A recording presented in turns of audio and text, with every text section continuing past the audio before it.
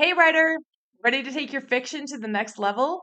Whether you've just got a great idea or you're already stuck in the murky middle of writing your book, the Wicked Good Fiction Bootcamp I designed just for you. This 8-week self paced online course gives you the tools, the guidance, and the support you need to get to the end of your book and know that it is wicked good. Head to suzyvidori.com/bootcamp or follow the link in the show notes for more information and get started today. I'll see you inside where I'll be there to support you as you comment and share your work throughout the course.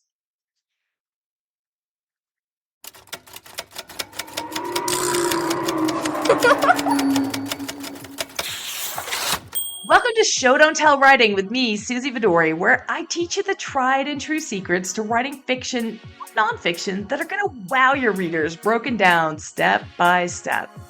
We're going to explore writing techniques. I'm going to show you a glimpse behind the scenes of successful writers' careers that you wouldn't have access to otherwise. And I'm also going to coach writers live on their pages so that you can learn and transform your own storytelling. Whether you're just starting out, you're drafting your first book, you're editing, or you're currently rewriting that book, or maybe even your 10th book, this show's going to help you unlock the writing skills that you didn't even know you needed, but you definitely do. I'm so looking forward to helping you get your amazing ideas from your mind onto your pages in an exciting way for both you and your readers so that you can achieve your wildest writing dreams. And you're going to also have some fun doing it. Let's dive in. Okay, amazing. We are here at the top of the hour. We're going to get started because we have so much to cover. Mark has to go through the entire last 1,000 years of publishing, right, Mark? And we have so much to do today. Welcome, everybody. We're here to talk about the publishing landscape in 2025, which, I don't even know much about what, Mark's going to say today. But Mark is an publishing industry veteran with over 4 decades. How does that feel, Mark? You put it on your website. So I'm 4 old. decades in the publishing industry. And I first met Mark more than a decade ago, which makes me feel old too, right? When I was first starting to write and getting into this, and he quickly became one of my favorite people to talk shop with and sort of brainstorm and share ideas. But Mark can also always be counted on to create a welcome environment for writers of every level, whether you're starting out or whether you're super advanced. And so he and I are really like-minded in that way for writers, creating events and things for writers to learn and interact and create. And sometimes we get into our share of harmless shenanigans, right, Mark? Like building blanket forts and telling ghost stories with writers underneath blanket forts, which has sort of become a tradition when we find ourselves in the same city, which is For super sure. fun. And speaking of tradition, right? So you've been on the front lines as the industry has transitioned, as the publishing industry has transitioned from traditional only, right? Look at me. I did a dad joke pun. Tradition of blanket forts and traditional I publishing. get I it. I tried. get So, from a traditional only model to this sort of landscape of traditional publishing, hybrid publishing, independent publishing, which is also called self publishing. And you've been a bookseller through that time. You led Kobo's author relations for self publishing. When I first met you, you were introduced as Kobo Mark, and that's all I knew for a long time. And that's part of, right? And that's Yeah. partly because there were a lot of Marks, and partly because your last name is difficult to pronounce. And so you get all these nicknames, which I don't think you mind. Do you mind? I don't mind at all. Okay. And so these days you're known more as Mark to Digital, right? Yes. Because you are a director at Draft to Digital, which is one of the world's largest self-publishing with support platforms. And you can talk, he'll share a little bit about that later. You're also a prolific author. I had to ask Mark, I'm like I'm like, wow, I didn't know you wrote so many books. He's written over 30 or contributed to over 35 books. Are they all behind you there? Most of 35 them. books. Yeah, and your genre like ranges from horror, you've written a romance, you've got urban fantasy in there, and you also write books supporting authors in nonfiction, which we're going to talk a little bit about today. So, Mark and I have actually been talking about bringing this type of talk to this audience, to all of you, for a long time. And, since we couldn't build a blanket fort that encompasses the world, We wanted to invite you today to this Zoom room, so to this really casual chat about publishing, but with a specific focus on independent writers and independent authors and that publishing journey.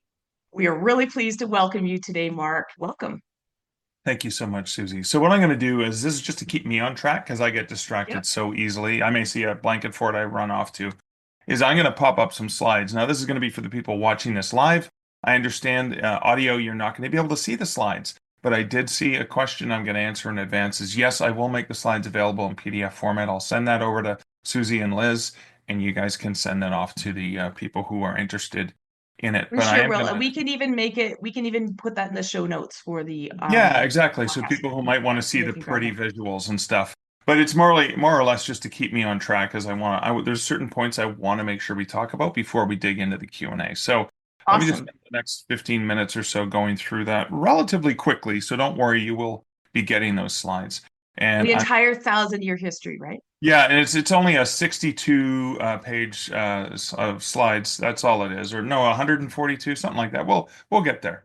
Thank you so much, Susie. So yeah, we're going to talk about navigating publishing in 2025 as a collaboration between Stark Reflections on Writing and Publishing and Show Don't Tell Writing with Suzy Vidori. So just some high level thoughts. I want to start off with the fact that self-publishing is easier and harder than it's ever been before. That's really important to remember. There's lots of tools we didn't have, but there's also lots going on and there's lots of competition as well. But it's still not as hard as breaking into traditional publishing, which has gotten significantly harder since I started. Actually, 40 years ago was when I got my very first rejection on a short story. Well, it's going to be 41 years this summer.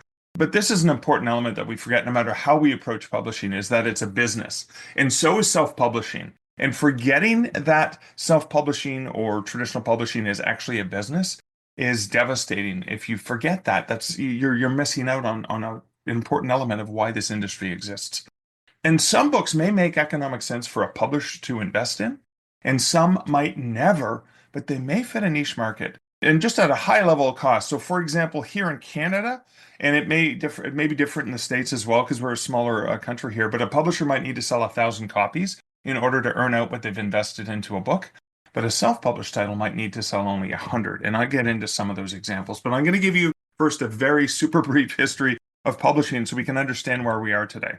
It was derived from storytelling. It was derived from that intimate connection. And that's what story is all about. That's what writing is all about. It's that profound connection between two people. And we need more of that in the world than ever before, is that connection. But we had it with storytelling. It was very intimate. The storyteller could react to what was going on in front of them.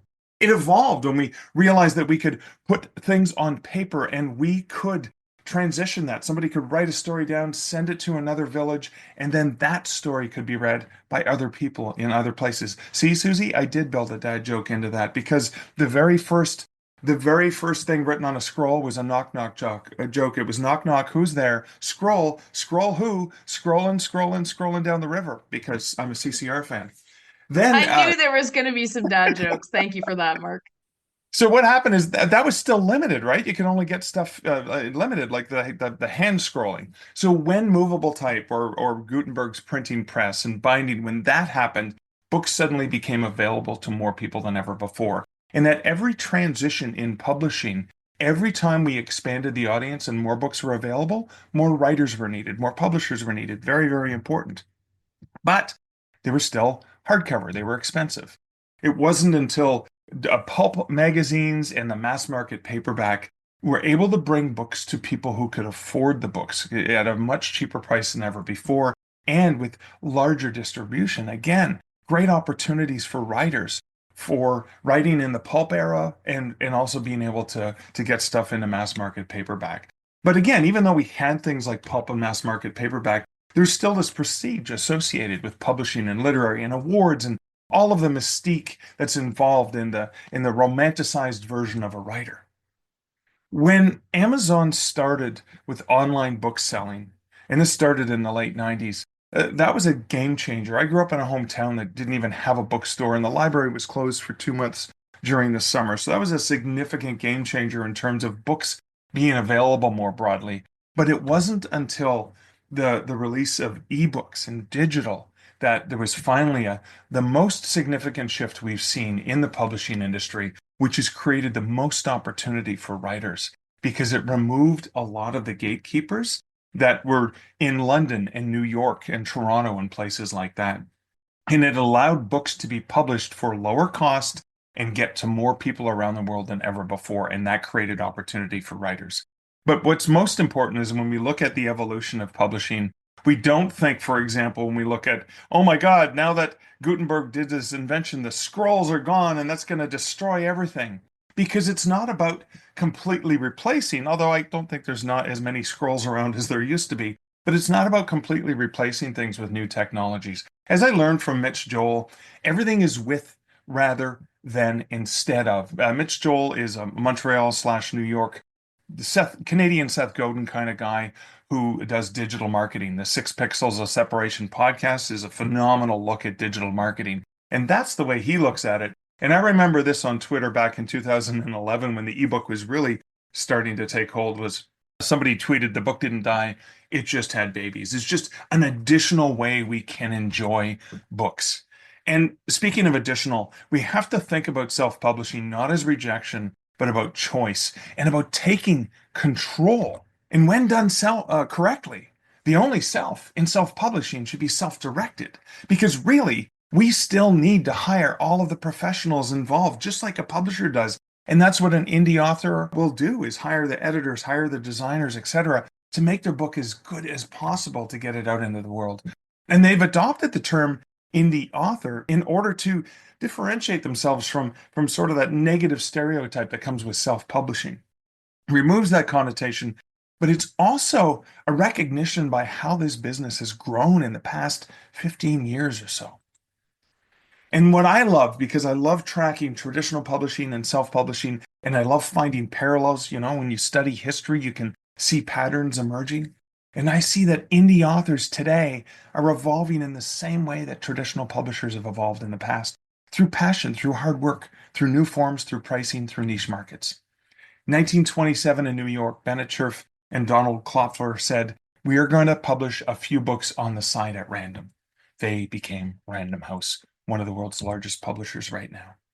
And in the 1930s, Penguin revolutionized publishing by taking classics that were printed and available in exclusive hardcover editions and making them inexpensive paperbacks. Despite going with this new, cheaper format, making classics available to more people than ever before, we still think of Penguin as a classy literary publisher. So it didn't destroy their reputation, but it allowed more people to enjoy. They were experimenting with pricing and new formats back in the 30s. They've merged with Random House to become the world's biggest publisher. And in 1924, Lincoln Schuster's aunt used to love doing crossword puzzles, but she could only do them on Sundays from the newspaper. She, was very verklempt and said, "I really wish that I could do crossword puzzles every day." So Lincoln got together with his friend Richard. They remortgaged a house. They invested their money in a publisher that was going to focus on niche publishing of crossword puzzle books, Dell. And that became the start of Simon & Schuster Publishing, again, one of the world's largest publishers. What have we seen there? We've seen people wanting to do it for the reasons of passion, people experimenting with forms and pricing, and people focusing on niche markets. And they grew into the world's largest publishers. And indie authors are doing all of those same things today. Because we've never had more choice than we've ever had. But the thing that's so important for you to remember, and I am an author who works with traditional publishers and I self-publish. I do both and I benefit from both in a significant way because there's no single path. There's no one way to do things. Even in the realm of self-publishing, there's multiple ways of doing it. So at the very high level right now, what we have today is key publishing options available for you. And you as the author get to decide these things. You have traditional publishing where the publisher actually pays you, self-publishing where you're paying professionals like editors, etc., to do it, or some combination of both. And in the high level, the traditional publishers, you think of the big five, like the New York publishers, those are the major publishers would often require an agent in order to navigate. Or if you're getting an offer from one of them, you reach out to an agent and say, "Hey, I have a deal. Would you like to represent me?" And then you also have larger national publishers in Canada, the US, etc., And then lots of smaller indie presses and regional publishers. And the further down you go, and I don't say down in a negative way, because I've only ever signed publishing deals in the traditional realm with larger national publishers and regional slash indie press publishers. Pretty much every deal I've signed, I just signed one recently with a small Canadian publisher as well. Is the lower down you get, you might not necessarily going to get as much of the support and the international exposure because of the marketing expenses that they have and the power they have, but you're going to get a lot more interaction and a lot more control. You're going to be able to work more collaboratively with those publishers. And there's really, from my experience, I've loved the experiences I've had working with the smaller publishers because I get to be engaged in those books in a very significant way where I probably might not if my publisher was a major New York publisher. There'd probably be other pros and perks to that. And then in terms of self-publishing, you have fully assisted, where you pay someone to do all that work for you. There's the DIY, where you're doing all the work in publishing and you're paying the professionals like the editors directly yourself. And then there's community publishing. And I want you to be aware that by default, most publishers who call themselves hybrid are not necessarily there to help you as an author. They're there to help themselves to pockets and pools of your money as well. So one of the things I highly, highly recommend you check out is Google the term writer beware. It's run by Victoria Strauss, and it's a great place to find where people are doing that might be a little bit nefarious in terms of the things they promise and the contracts they lock you into. Yeah, Another great and to differentiate that, Mark, from fully assisted self-publishing, which is also sometimes called hybrid, but you got to be careful. There are plenty of companies that do very good work and they're very on board and transparent in how and what they do for you. But the significant ones who are making billions of dollars, they are making billions of dollars, are the ones that are out there to try to harm, and they're really just trying to trick you into certain publishing contracts. Most of the nefarious players are owned by a company called Author Solutions. So the Alliance of Independent Authors is also an organization that helps track down and let authors know about various players. Victoria Strauss's Writers Beware is more for the traditional side of publishing as well, like publishers you may not want to sign with, etc. So the key publishing pass here, this is important because a lot of people don't realize, if we were in a room, I could see your hands, I could say, how many of you have self-published? I suspect every person in the room is already self-published because DIY or community self-publishing is when you make your work available for free and it's completely self-directed. You control when and how you publish. And platforms, like X or Facebook, Blogger, WordPress, Instagram, YouTube, Pinterest, if you're publishing there, that's community self-publishing. So you've already done it. See, it's not that hard. But the benefit there, and the reason it's called community self-publishing is the focus is on the engagement and the interaction you can have rather than the broadcast method of the other kinds of publishing. Now, the reason people might want to pick self-publishing, and they haven't changed that much in the past dozen or so years, is beginning writers may use it in order to break into traditional publishing. Okay, I'm gonna build a name for myself and then get into publishing that way. Mid-list writers who are already traditionally published might use it to break beyond the constraints of traditional publishing, such as, well, we can only do one book per one author per year, and what if the author can write faster and has more books they want to do in different genres? And then top-selling writers, Brandon Sanderson, for example, who did a Kickstarter that earned him $42 million several years ago. Part of it was control. Part of it was he wrote four more books than his publishers could handle, but part of it was now I'm in control with these assets and I can do some extra things with it. Other reasons are higher royalty rates. I've never earned more than 8% on a traditional publishing deal so far. So the bigger name authors will get 10 to 25%, or I can make 70% of the retail on self-publishing. There's faster payouts. I get paid every month, 45 and 90 days versus once or twice a year from traditional publishers. And again, a faster publication schedule. I'm not tied to a traditional publishing four-season selling schedule. I can release books when they are ready to go. I also have more creative and business control. Now, the high-level options, and I'm not going to go into much detail about these because there's just too much to get into, but the high level is going direct. For simplicity, you can use a distributor such as I'm obviously partial to Draft to Digital, Amazon Kindle, Kobo Writing Life, Google Play. I usually go direct there, and then I use Draft to Digital to get to Apple and Nook and Tolino and a whole bunch of library platforms. There are other distributors like Publish Drive and Streetlit as well. And again, there's just choices and options, and you can experiment with them. Now, the way distribution works, the reason it may be beneficial is okay, it's single entry. I don't need to log on to 6 different systems. I can log into 1 or 2 systems and or one system with that and get into pretty much all the places I need to go. It's free. I can get a free conversion from a Word document to an EPUB, even print, and the distributor takes a small cut. So when I go through a distributor, I earn 60% instead of 70%. So on a $10 book, that would be direct, I'd get $7, and distributor, that'd be $6 for the ebook. And again, it's the convenience and the time saving. With print publishing, again, high level, KDP Print, great way to get your stuff directly onto Amazon. It's free. You don't need an ISBN. They also print here in Canada, which makes getting those author copies a lot easier. And it's great for Amazon if you want actual distribution to get it listed online at the various bookstores. Ingram Spark is probably the best way to go. It has the most options. There are some costs involved in setup. ISBNs aren't an issue for Canadians, but you may need to purchase one there. And then Draft to Digital Print is another way to get that book into Ingram's system. And you get a free ISBN and automated cover wrap. And so there's some options there. Again, you have those choices.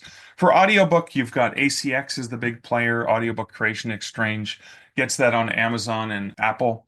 And you can upload an audiobook you have. You can find a narrator there, and you can pay up front for them, or there's a no pay up front, but there's the caution there is that locks you in for 7 years of exclusivity. You can also use Findaway Voices. They distribute to 43 retailers and libraries that include Amazon and Audible. And you can upload audios you've produced and you can pay up front. There's no need to pay split payment with a narrator. There are Apple digitally narrated audio, which you can get free narration, AI narration through Apple. It's completely free. They'll allow you to distribute to Overdrive, the library platform. Google Play has a free tool as well. You load your ebook there and they let you download it and load that ebook to other platforms. And just in the last couple of weeks, 11 Reader Publishing from 11 Labs, who actually have one of my voices, they actually have my voice available, and I use it sometimes when I'm traveling and I don't have a mic and I need to get my voice recorded somehow. They have a new tool available only to Americans, and I think in the UK right now, not yet available in Canada, but I've signed up to be notified, and they have 11 Reader Publishing as well. But the truth about self-publishing, I'm very positive about it, is that it's not all that different than trad publishing in that 20% of the books make 80% of the revenue. And there are big players who earn millions. So Bella Andre, one of the pioneers in our industry, romance writer, she earned more than $1 million selling ebooks for, $5 US. And this was with a series, the Sullivan series, that her editor and her publisher said, no, no one's ever going to buy these books as well. So there's those cases.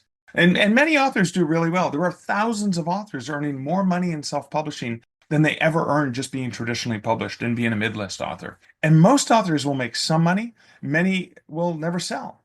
Not all that different than traditional publishing. At the high end, looking at this, the cost, you've got $3,000 potentially, could even go higher down to $300. I wouldn't recommend going that low because usually editing is going to cost more than that. But looking at a book that's priced at $5 an ebook, and making $3.49. So doing the math, you need to sell 86 copies to make your $300 back, or 860 copies to make that $3,000 back. And then there's things like dropping the price to 99 cents to get more sales. Well, that just means your volume needs to really be significantly higher. But I like thinking about the long term and think about your goal. Do you want to earn this money back right away in the first year, in the first 2 years, in the first 3 years? Some of my audiobooks, the first audiobook I produced in 2014, I'm still about $2,500 away from earning back my investment on that one. Other audiobooks I've produced in the last few years, I earned my money back within the first year. So it's not always the same, and you can't rely on it. Some things you can rely on, though, are the 3 Ps of publishing success. I like to say that patience, practice, and persistent are as close to the magic bullet as you can get. This is writing, continuing to write, continuing to work at your craft and get better at your craft, and remembering that overnight success takes time. There was a time when you had to wait months to get a rejection from a publisher and then pick it up and send that off to another place. It's not all that different when you're self-publishing, is sometimes you don't see the sales right away. I self-published a book in 2016, and then that was a Canadian Werewolf in New York. I re-released it with a new cover in 2020 when I started to turn that into a series, and I sold more books in the first 4 months of re-releasing it in 2020 than I did in the 4 years that it was sitting there between 2016 and 2020. And persistence.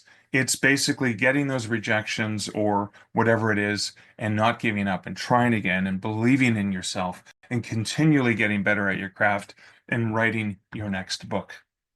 I do have a podcast at starkreflections.ca where I love to harp on about the things I'm learning about the industry and talk to wonderful people like Suzy, for example.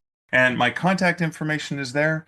But now I'm going to stop talking, take a sip of my coffee, and Woo. take. Is everybody, how exciting was that? Like, how much information did you just get? And yes, we will make those slides available because Mark knows all the things. Fabulous information, a fire hose of information, so much to understand. I'm reading you the comments. I don't know if you're following them. Okay, so we've got many writers here today who are writing and starting to think about publishing, right? Right. So they're just at the beginning of their journey. So we asked at the beginning, who's here today? Yeah, Lots of yeah. people are just thinking about it. Some people have already gone down this path. But when should they choose this path and when do they need to choose this path? Well, there's no need to, right? So, I mean, the thing is the best thing you're doing, like you're here, you're participating, you're learning. Learn as much as you can from as many different sources. Don't just trust what I say. Take what I say and what Susie says and what a whole bunch of different people say. And you're going to find that, well, that doesn't work for me. This other thing works for me. But it's okay to experiment. Now, when I started submitting short stories. I said 40 years ago, I got my first rejection at the age of 15, sending stories off to a market and getting rejected. That was one of the only options available. I'm a strong purveyor in experimenting with short fiction. So if you want to try and sell something, have you written anything short? There are markets available where you can send your stuff and maybe you get $25, maybe you get $200. You're not going to make much money off of it, but selling to a some sort of magazine or market could be one way of experimenting with your writing. Hey, how are people reacting to this? Similarly, in self-publishing, you don't have to publish a book. An ebook does not have to be 300 pages bound between two pieces of cloth. An ebook can be, and I have published short stories. Hey, let's just try the short story as an ebook. I'll sell it for 99 cents. I can get a cover for $75 from some of the services. I don't have to spend a significant amount of money on it, right? And getting an editor to clean up a short story is a lot more cost effective than a book. And then I can experiment and see, well, what is this self-publishing?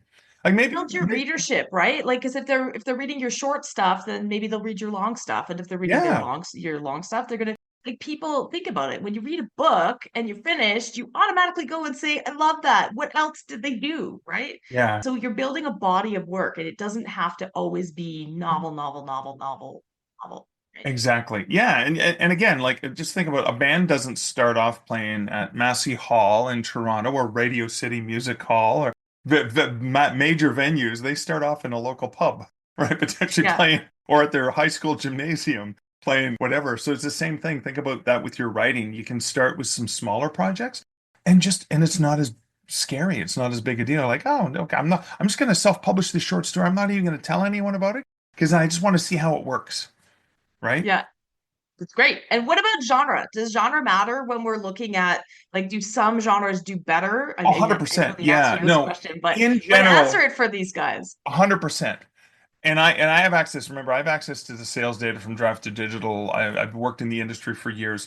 By far, bar none, romance outsells everything. And they're not even in the same universe in terms of how much romance sells, because romance readers are the most beautiful, wonderful people in the universe because they read voraciously. They read, 3 books a day. Like my mom was that kind of reader back in the day, which is why I became a reader. I do read romance, but I don't read a lot of romance because I like to genre jump. But that's the one that is going to outperform anything else. Now, there are things like romantasy is hot right now, which is the combination of fantasy and romance. And there are genres that come and go, like vampire stories are hot and then they're not, stuff like that. Genre fiction tends to do well in digital a lot more because a lot of the stuff that's happened in the ebook world, the ebooks have kind of replaced that mass market paperback reading, that beach reading. because it's a lot more convenient. I can have it on my phone. I can have it on my Kobo reader, on my Kindle, or my Nook, or You can whatever. have it immediately, right? Yeah, and you can get that Yeah. immediate satisfaction as well. Like all my books are available through Draft to Digital to the library system. So you can go to Libby, yeah, which is an Overdrive-based app, and you can get, if the library doesn't have it, you have access to pretty much any one of my books available for free. And so there's this great access to works. And again, people who are Yeah. reading genre fiction aren't necessarily interested in collecting, I'm a big book nerd collector. I have a lot of signed copies back there as well as my own, but yeah, when it comes to digital reading, I just want to enjoy the next book, the next mystery, the Yeah. next romance, And so etc. you're talking about digital versus print, which happens in both traditional publishing and independent Yes. publishing, but those genres, would you say, are easier to break into as an independent or a self-published writer because you can sort of leverage that and you don't need the distribution? Is that, I'm sort of trying to Yeah, yeah, you can. parse Yeah, I between mean, the lines there. and to be quite honest, the challenge right now, back in the day, one of the major shifts in when I started in the book industry, back in my day, when I was walking to school both ways uphill in 10 feet of snow, back in the day, there were 12 big publishers, and there were a lot more opportunities for writers. So Big you had 12, like were an they called the agent, Big and 12? you had it was the Big 12. Were they When I called that? I started, don't know. it was 92. There were Yeah, 12 major publishers, and now yeah. there's only five. And so every time that's happened, that's meant less options for agents to pitch to big publishers, less options for writers as well. But what's happened is in the meantime, other options have opened where the writers don't have to go through those channels. So it is hard to get a deal now, one of the ways I used to, the going wisdom when I started was sell some short stories and sell to magazines and then build a name for yourself. And then when you pitch your book to a publisher, you can say, "Oh, I've been published in these magazines, bang, bang, bang," and prove that you're good, that people like your Mhm. stuff. You can do the same thing now as, "Oh, I've self-published a bunch of books and I've sold XXXXX, Mr. Publisher." And I was just witness at a conference in Colorado Springs where there were agents and editors there at Superstars writing seminars of people who had self-published and had proven that they had a readership. And both agents and editors are like, "Oh, I'd love to see that next book of yours because you've Yeah. obviously proven that people like reading your stuff. Let's see if I can sell this to a publisher." And that you have an ability to reach an audience, right? Because a lot of Yes. times we're building our own audience. And that's the thing. And sometimes, I mean, it's not as simple as I love these examples, but it isn't always as simple as like publish it and then either No. people find it or they don't. There's a lot more to it, but if you've done that already, which I know some people on this at this event have done that, have published it kind of quietly, Yep. hoping, and it hasn't happened, Right. is it done? What do they do? No, so like I said, I mean, in I had a book out for 4 years, and I sold more in the first month, or the first couple months of when I relaunched it, because like I had the wrong cover for one, and then the fact that I made it a series suddenly meant every time I release a new book in the series, most people in the world have never heard of it. So when I release a new book in the Canadian Werewolf series, now book 8 is in the works to be coming out soon. When I release a new book, there's Hey, going to be people who come back and go, "Well, I'd like to go back to the beginning." And so book one sells, and this happens in both traditional publishing and self-publishing. nothing sells front list like, or no, nothing sells backlist like front list. Like Frontlist, yeah, exactly. And so the other thing too is I'm also running a promo. So because I have the control over this, and I can't do this with most of my publishers aren't willing to do these kinds of price promos on ebooks, but my Canadian Werewolf in New York, book one, which is regularly $5, is dropping down to 99 cents on March 11th, 12th, and 13th. I went to writtenwordmedia.com. I booked what's called a promo stack. So I have three different newsletters going out on the 11th, the 12th, and the 13th that they're going to email a whole bunch of people who are looking for cheap books. And I'm going to sell a whole bunch of these books. Obviously, at 99 cents, I'm not going to make much money on them. But what will happen is a small percentage of the people who buy that book one are going to go on and buy books two and three and four and five. And so that's one of the things I can do to get my stuff in front of more readers. Yeah. And I mean, I love how you present this, Mark, because publishing independently means that you are a business, right? And you get to Yes. make all those decisions. It's a little daunting for It's some very people, daunting. right? Yeah. So do you Mm. have to be technical to do this? Oh, honestly, no, because I mean, and the reason I like Draft to Digital is you can use a Word document and pick from the templates and make a pretty book. And so, for example, the one cover designer I use the most, he charges me $149 US for a front cover. They're gorgeous covers, they're really beautiful, and it would be $300 to do a full cover wrap. But what if I can't afford the $300? So with Draft to Digital, all I have to do is to get the print book, load the front cover, and they'll make a machine perfect cover wrap for me, and I can still control what text goes on the spine and stuff. So again, you can do it relatively cheaply. It doesn't have to So, cost you a lot of yeah. money. You said earlier that you relaunched a book and because you had the wrong cover and then it Yeah. like exploded and did better in Well, it that didn't first. explode, but it sold way Well, but it better. did Yeah. better. It's so way better. So Yeah. what's Yeah. the wrong cover? What are we looking for Well, here? What are you so talking here, I'll about? give you this example. I mean, and it's difficult to tell. I mean, this was the original cover for A Canadian Werewolf in New York. The Okay, story is about which has a New York, which has the New a York is that skyline with the it's yeah, sun, and the moon is in the sky, high in the and it's sky and kind of stuff. muted It's not colors. it's not ugly, but It's a it's pretty not cover, urban fantasy. And I didn't right? realize when I had that It cover. looks like women's fiction, to be honest. Yeah. Like you're And looking again, at like it looks like a because the beach read wolf or is whatever. not the werewolf is not very prominent, you only see him as a man, you never really see him as a wolf. I thought, oh, okay, this I don't want to send it to people who only read urban fantasy because I don't think they'll like it. And I realized, no, it is urban fantasy, even if the wolf is very minor. And even having So a the wolf, new cover is a big moon, a big yeah. glowing moon, and Again, the same Empire werewolf State and Building. bloody looking colors, Got the right? Canadian flag and the moon, which is a consistent theme. Juan has done for all my covers. He's done the consistent lettering as well. And again, it shows you the darkness of more urban fantasy-esque. And that alone, I mean, it was partially the cover. Obviously, this cover is way, way better and more suited. So you can have a great cover, but if it's a romance novel and it doesn't look like a romance novel, so That would one be a terrible cover for a romance novel, by the yeah, way. no, it would be. But so Yeah. one of the ways to know if a cover is good or not, go to Amazon or some other online retailer and look at the top sellers in a category and compare your cover. Like grab the little thumbnail and go, and play the old Sesame Street game. One of these kids is not like the others. If it sticks out way too much, even if it's beautiful, it's not going to appeal to the right reader. Yeah, and I like to say that same thing. Like, take that thumbnail of the new cover that you're considering, do a search on, whatever platform, look at the other covers in that space that are selling, Yeah. and say, does it fit in? And yet, does it stand out? Right? Like, it's kind of a tall order, which is Yeah. where you might want to work with a professional versus just creating your own cover. Well, But there is that litmus yeah. test, right? Yeah, and again, you might not know, and I've made that cover mistake numerous times. I But remember with doing it on self-publishing, a, you can fix it, well, right? that's the In thing is on traditional a publishing, yeah, if you have the bad cover and it doesn't sell, you're done.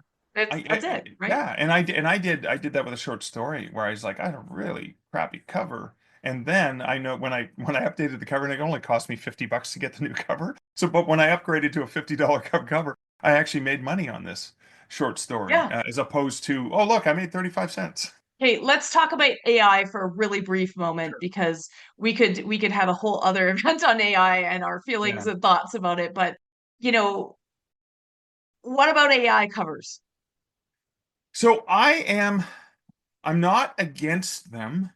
Yeah. I am very much wanting to support creators, and I want to support the people who work in the industry, and I want to support artists. I would rather work with a designer who knows design, who can use AI tools to enhance things. Because, for example, a designer may need to have something, and some of the because you're going to stock imagery sites and trying to purchase element. Like one will go to 3 or 4 different stock image places and pull different things in, but there may be things he can't pull in that those need to be generated somehow. Well, how do I get this? It's like, well, generate it this way.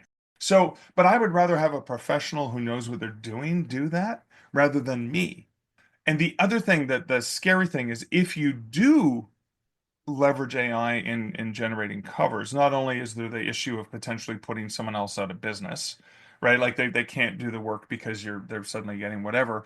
That's the moral decision you have to make. But you may have readers who are offended by that because they have that moral stance. And so And it's it's also a using, delicate yeah. situation. You also have this risk of using other copyrighted information without knowing, right? Yeah, and that's where And you so, don't know where it's, what? yeah, Yeah, and it's getting it's really and you have interesting. to disclose that, if you are You do have to self-publishing and disclose that. you have to Yeah. disclose it, and then yeah, like you said, some people just may not look at it because it's AI generated, but you may actually have a major issue Yeah. because And yeah, you can't disclosure is copyright that. important. When I said there's an AI Mark voice that I've generated through 11 Labs, and when I'm I'm gonna go traveling, look up that up, by no, the when way. I'm I'm gonna traveling, like certain episodes of my podcast where I introduce the podcast and I say, "Hi, this is the AI voice of Mark. I'm on the road. My mic, I don't have a good mic. I'm in a crappy disclose it. hotel room. I don't like the echo, so I'm using this AI generated voice." And so I right up front let people know because honestly, Yeah. that it's not me. When I've done, I mean, what I do is before I send a manuscript to an editor, I use Pro Writing Aid, I know Grammarly and stuff like that. And the reason I use Pro Writing Aid is because some of the editors I've worked with are wanting to smack me around in the face because I make the same stupid mistakes as a writer. And Pro Writing Aid, when I run it through there a couple times and I clean it up, it saves my editor so much headache and hassle of having to tell me really Yeah. redundant, stupid things I do. Now, I still need my editor to help me out the way that no one but a human can help me. But A, it makes my editor happier because they have less to deal with, and it saves me a bit of money because it saved them 3 or 4 hours of redundant, useless work that they didn't need to do. Yeah, awesome. You have given me such a great idea, though, Mark. Totally off topic, but I am going to book an hour on my calendar next week to find your AI voice and figure it out. And I'm going to start sending you voice notes in your own voice. Oh, that'd be nice. I can send myself love notes, right? Yeah, that's awesome. Okay, so what does it cost to self-publish? You've been really open today, sharing Yeah. lots of sort of, I've spent this, I spent that. What does it cost? Is it free or No, is well, I it mean, to actually, $5,000? no, no. Once you have the machine perfect, I was going to say the print ready. Once you have the edited, finalized stuff, you can self-publish for free. You can self-publish for free to Amazon. You can self-publish for free using Draft to Digital or Kobo Writing Life or whatever. There is no cost to use those systems to publish. The way it works is you see what the cost is, and the money comes back to you. When it's ebook, there's no cost. When it's print, there's a print cost and distribution cost and stuff like that. So the margins differ depending on what kind of thing you're publishing. But you can self-publish for free. I would advise you would invest your money in editing and design. At the very core minimum, get an editor, get a cover designer. Yeah, absolutely. Absolutely. Yeah. So, okay, so on the flip side, that's publishing. And how much money can I make? Let's be real. How much money can I make? You meet with thousands of Yeah. writers. How much money can I make? You can make 7 figures a year. You're Yeah. most likely, I'll be honest with you, most books that are self-published or traditionally published will be lucky if they ever make $500. So I'm not, what I want to say, paint is a realistic picture. So if you have self-published and you've already made more than $500, you're doing really well because most books that are published are not going to sell. They're not going to sell well at all as well. So What's the again, difference? I want to be realistic, Yeah, but but what's the difference? Can you tell when you meet with a writer, can you tell who's going to hit it and who's going to make $500? honestly, I had a meeting with a client earlier today who is a very Mhm. successful client who has had one of his books turned into a television series, and his sales are not as high as you would think they should be, considering Yeah. one of his books was turned into a television series. So there's no guarantee. There are also people who have put out book after book after book, and they're great books, they're wonderful, but they haven't been discovered by the right people. And that's why the persistence is so important. So Hugh Howey, I'm not sure if anyone's familiar with the TV series Silo. I wasn't talking about Hugh, by the way. I was talking about a different author because I know lots of people.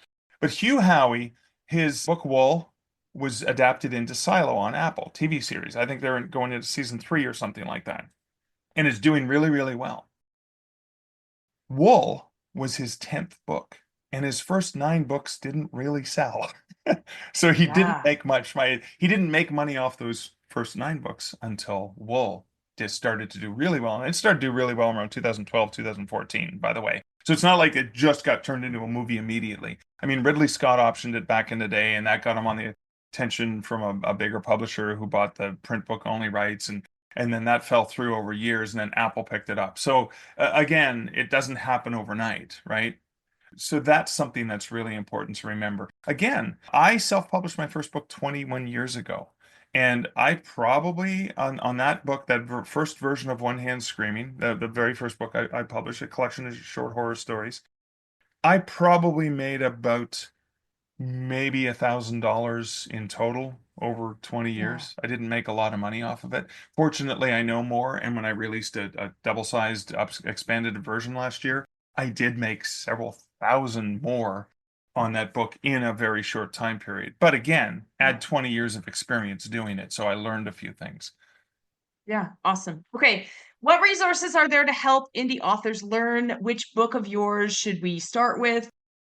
I honestly think the book of mine that contains the most information that gives you some insights into distribution and libraries and being open to publishing your books with trad publishers and self-publishing. I think Wide for the Win is probably one of the best ones. Wide for the Win. Okay. There's Yeah. also a really, really great group. It's a Facebook group, but there's also a community like on a separate platform that's not Facebook. It's kind of like it's called Circle. And you can go in and there's great tree of wisdom and there's advice and there's other authors there you can ask questions about. I honestly think the Wide for the Win brand in general, the book, if you're a book reader, could be useful. And then there's also the group where you can just go in and read all the free resources available. Awesome.